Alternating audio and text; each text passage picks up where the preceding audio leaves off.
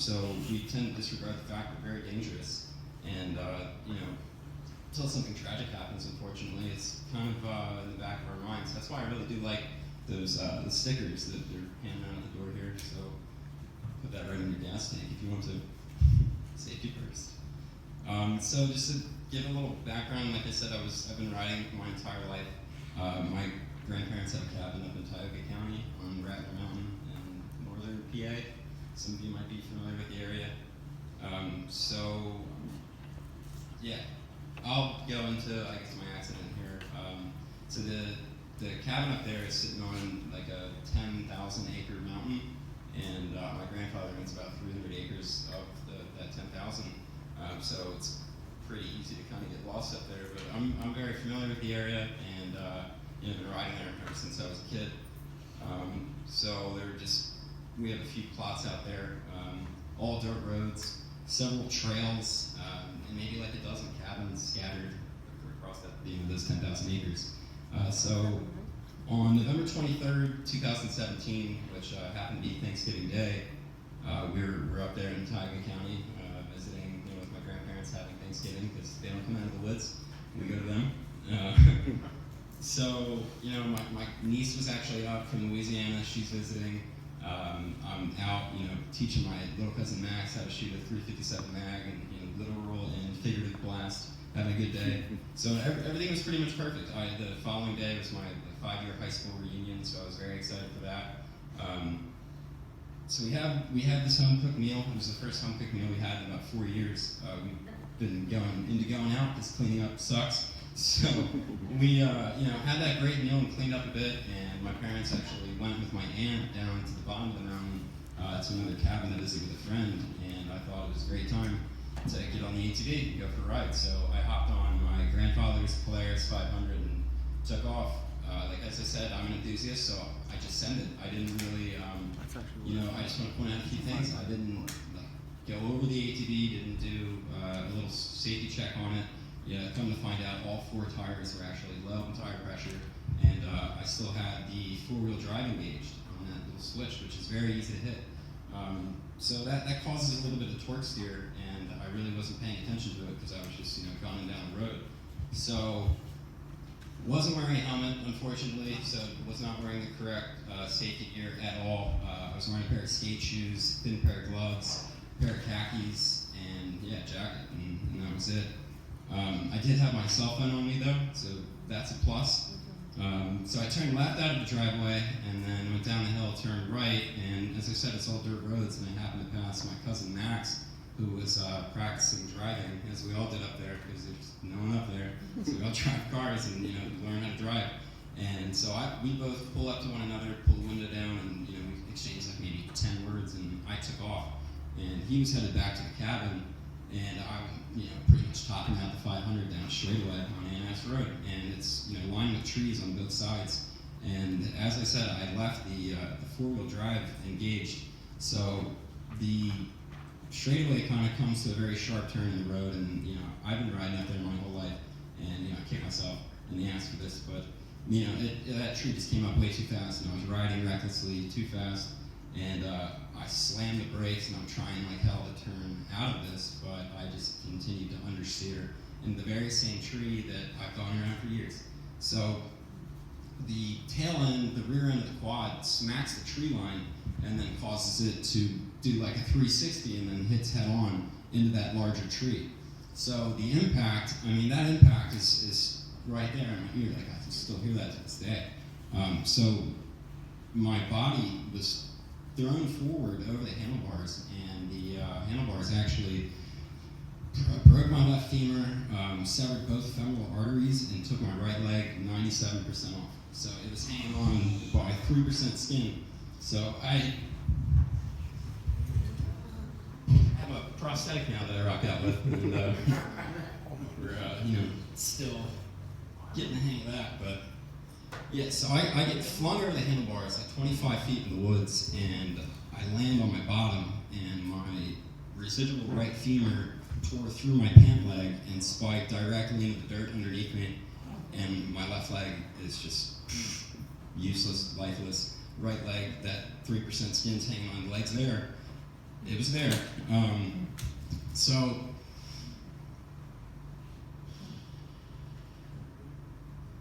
I'm at this point. I mean, both legs are limp, and I'm screaming profanities, curse word, F.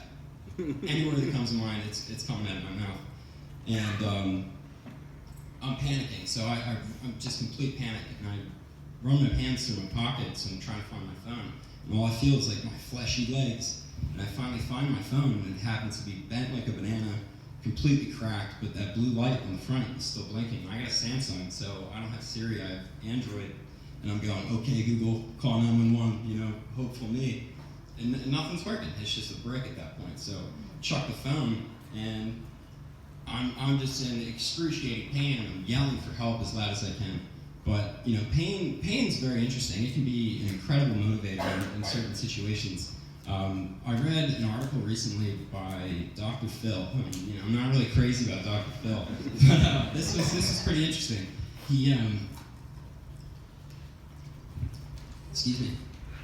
actually used hot concrete as an analogy, stating that think about when you're on a hot summer day and you just got to the beach or whatever, and you're getting out of the car and you're trying to cross the road to get to the other side of cool grass. It's like over 100 degrees, and you're halfway across the street, and that pavement underneath your feet turns into lava rocks, and you're just like, shocked with that. And you have two options. You can either go forward and keep on going and get to that cool grass, or you can run backwards and go back to the other side. You have two options, but they're two totally different outcomes.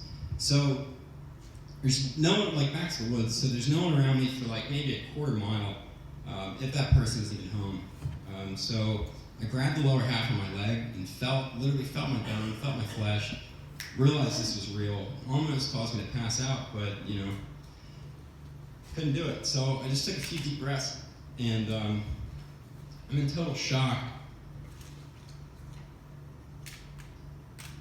I had two options. I could either crawl to the road and fight for my life, or I could literally lay there and die. So I looked to find the road, and it was kind of difficult to see through all the trees that I somehow managed not to hit. It's literally a miracle. As I said, I wasn't wearing a helmet, so that could have been lights out. So I figured if someone were to drive by, maybe they'd be so kind as stuff me in their trunk and take me to the hospital. There's nothing. Hunters up there, they have tarps. They do have tarps, so their trunk would have been great. So I started to drag my useless legs through the woods, like grabbing roots, tree trunks, literally anything to get some leverage on this, dead weight that became increasingly heavier as, the blood trail grew in length. And it was rough. So I kept having to stop and position myself downhill to get my vision back, because my vision kept kind of going out, I guess, from the pain and just from the loss of blood. So I had to position myself and hold my limp legs up over my hands and just breathe, just keep on trying to breathe and yell for help, but nothing. There's nothing in response but my echoing words bouncing off the trees, and I'm like, great, So, so I couldn't really drag myself in a straight line because of the slope and the ground, so I kind of had to zigzag back and forth, and, I could literally feel the remaining 3% of skin pulling all the way up my side of my armpit with every inch I gained, and it was hell. And so I kept kind of losing my vision, and I was having to reposition myself, as I said. And the last time I did it, we lost my grandfather a month before my accident. And while I'm laying there on my back, just breathing, I swear, clear as day, I heard his voice, "You play, you pay." He used to tell us that all the time growing up, in just several situations, and that was it was very strange. So when I finally got to the road, I was literally just amazed that I was even still alive, because it's been easily 10 minutes, and I'm like a cracked oil pan, like I'm leaking at this point. So I remember laying on my back in the cold road, literally just praying for someone to come find me. I was praying for my cousin Max to come back and find me and help me out. I'm just praying, please, something, please. And he was the last person that saw me, last person that knew where I was, so that's kind of who I was praying for. And as time passed, I literally started to accept death. I didn't really know what else to do. I was just angry and frustrated with myself. And pissed at the hole that I would have left, and my family, and my daily interactions with people, grandparents, friends, family, everybody. My absence just really hit me heavy there, and I wanted to say sorry to everyone for literally my reckless behavior, riding that ATV kind of like an animal. Sorry to all the people that would have been saddened by my death, and sorry to my family most of all that couldn't grow old with me. It was a tough pill to swallow. And at that point in time, I literally said out loud, I guess I was a good person. And I was just like, kind of waiting for my body to just shut off, just shut down. And it was, as I finished that thought though, I heard a rattling headlight coming down the road, coming down the dirt road, and it happened to be my cousin Max, the very same person I prayed for. So he rolls up, screeching halt, face is full of panic, and I'm like calling the shots. I'm like, Max, you gotta get the car, you gotta put me in the trunk, take me to the hospital. And he's like, is this a joke? No, Max, not a joke. Go. So he goes back to the house, gets my grandmother, she gets in her car, rear ends my car, comes to get me, and unfortunately I was pretty useless at that point in time, so I couldn't really help them try and get my dead weight into the trunk. It really wasn't happening. It just wasn't happening. So they put me back on the ground. They called my mother, and and my father and my aunt were down, like I said, at a friend's cabin, and they, did you call 911? No one called 911? I wasn't thinking that at all. I'm thinking, I don't have time to wait for them. I gotta go to the hospital now, get me in a trunk, take me there, whatever. And she's like, call 911. So she gets on the phone, she calls for a helicopter, and then runs there, so within a minute, they're there at the scene, and I'm laying on the ground. Excuse me. I'm laying on that cold ground, and she gets out of the car and she puts a blanket over me, and out of panic, she starts singing, "You are my sunshine," and I'm like, Mom, shut up, trying to breathe, and she keeps singing. She wouldn't stop singing out of panic, so I was like, Mom, shut up, like, stop, please. And to this day, she still says that's what kept me alive the extra time. That little frustration. Because if I was too calm and relaxed, shit, who knows? So that ambulance finally rolls up. They get me in the ambulance. I'm on my way to the helicopter, and it just got really awkward in the ambulance halfway there because nothing made sense. It didn't make sense that I was still there, still breathing. They couldn't apply tourniquets to either one of my legs because they were just such a mess, and they just fell silent. And we finally got to the helicopter, and got loaded up in that, and I'm having a hard time just keeping it together. I'm seeing like 3 of everything's blurry, and luckily still breathing. I asked the medic, I'm like, dude, am I good to go to sleep? And he just simply said, I think so. And I was like, all right. So I was taken to Robert Packard Hospital in Sayre, PA. I was in a coma for 4 days. I had 11 blood transfusions. It was a mess. I was under intubation, so I had the tube down my throat, relying on machines to keep me alive. So the first surgery they did was, including cleaning up my wounds and tapping a rod through my left knee up to my hip, which is screwed in several places. And it's gonna go off in the metal detector eventually. But I haven't been through one yet. But so the second and third surgeries just involved cleaning out the wounds, and that doctor literally thought I had packed all the dirt and debris into the wounds myself to clot the bleeding.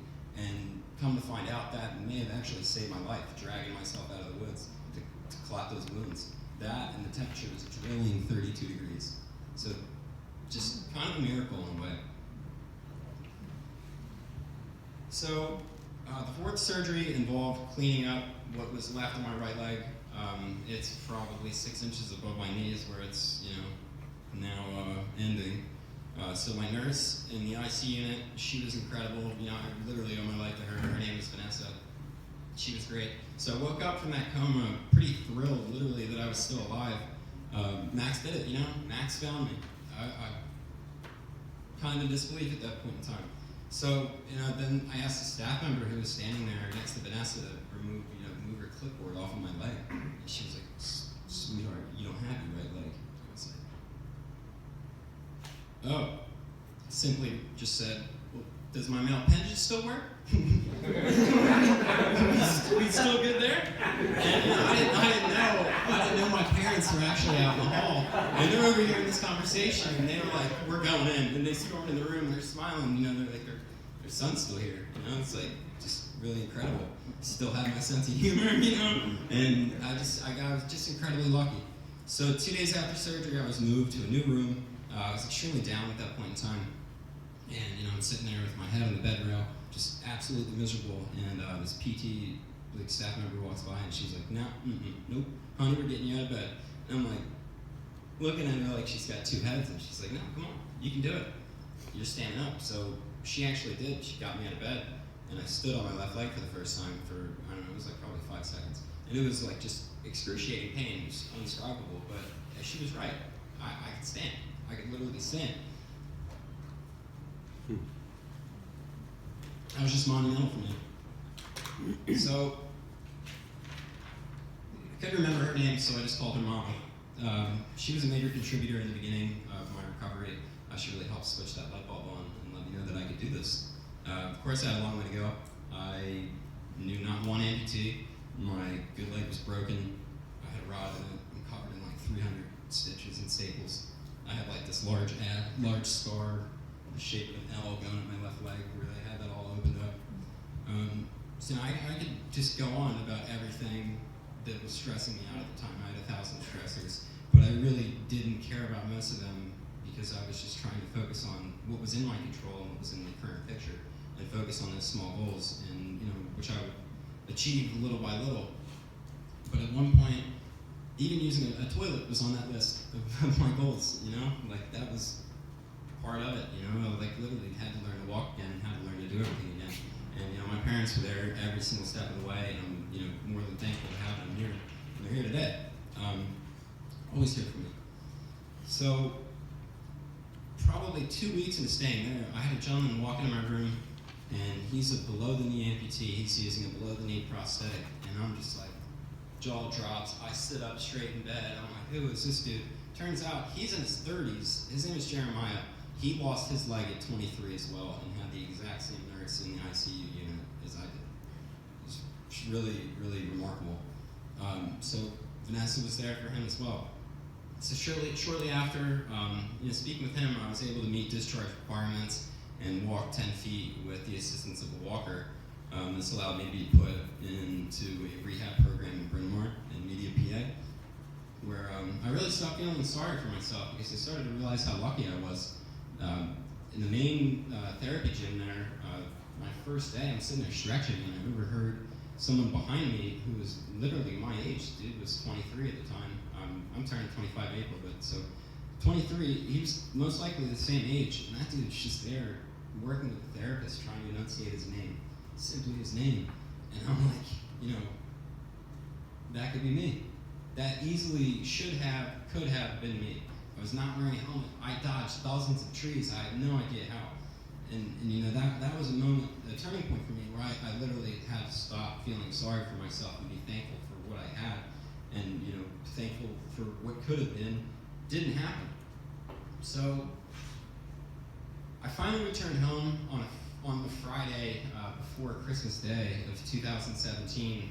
So I was back in my parents' basement for a few weeks, just kind of rehabbing and going back and forth to therapy. They were taking me to appointments and everything, and I had to conquer their stairs every day, their basement stairs. So I've been trying to get approved for a mortgage about 2 years prior to my accident, so this was quite a bump in the road.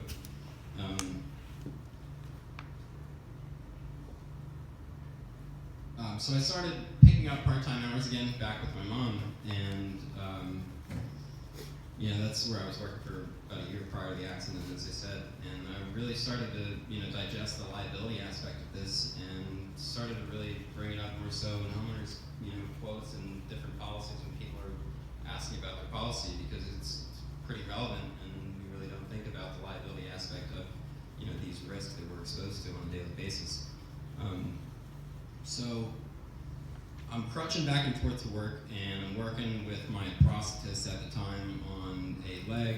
It's still currently this leg, the actual knee itself, but the socket that my residual limb goes into, I've gone through like maybe 12, and this one is already pretty loose, but making it work.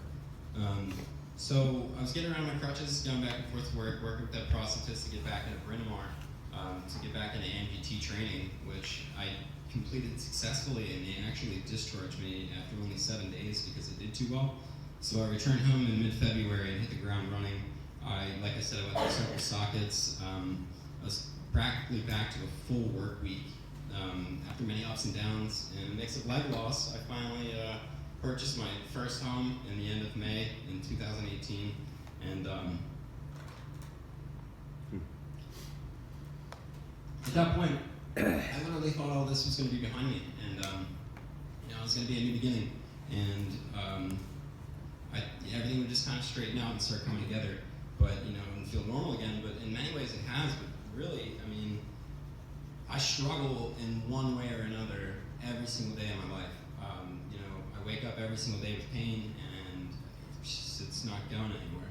So, I still find myself chasing the correct fitment in these sockets. And to maintain a positive outlook, I try not to focus on what could have been different. I try not to focus on, everything that could be, because it doesn't help me personally. But through this experience, I've really learned that it's not necessarily about me anymore. It's more so about the people in these rooms right now. Anyone that may hear me speak, it's about, bringing up this conversation at the dinner table, talking with your kids about it. It's really important, because this doesn't need to happen to anyone, and honestly, most people really couldn't handle it if it did. It's hard. It's a brutally hard life, living with, a disability, and, I try to think, what could I have done differently? What could I have done differently? I could have been wearing a helmet. I should have assessed the ATV before I got on it. I should have made sure that, all all the tires had the correct, tire pressure. Should have made sure that the all-wheel drive wasn't engaged. Should have, like I said, been wearing the right safety equipment. Maybe if I had riding pants, maybe I wouldn't have lost my legs. Maybe I wouldn't have severed with femoral arteries. Maybe, I would have just broken it or whatever. Riding boots. And, my shoe went flying into the woods. My aunt found it the next day. It's a mess. So I should have been riding at a more safe speed. Should have been, riding as recklessly. And I could have had a two-way radio. A two-way radio back to the cabin. Because, we have our cell phones on us, but what do we all do when our cell phones die? We kind of panic. And, in my case, my phone was completely shattered. It was totally useless. So, I could have been with someone else. You can only do so much, like Stuart said. It's like you practice these situations your entire life, and it only takes a split second for everything to change and go wrong and go to crap. And in that point in time, you really do realize it's kind of out of your control, and some of these accidents are just merely a freak accident. So in that point in time, it's kind of best to make sure that you're kind of protected. Make sure that you have the correct liability insurance, for example.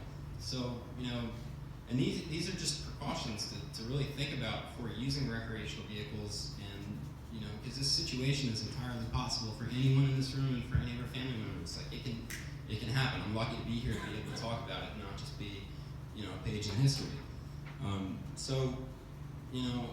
I just really hope that this doesn't happen to you, and you don't allow it to happen to you, and you try to the best of your ability to make a change in your daily behavior and the way you use these recreational vehicles and to think about it.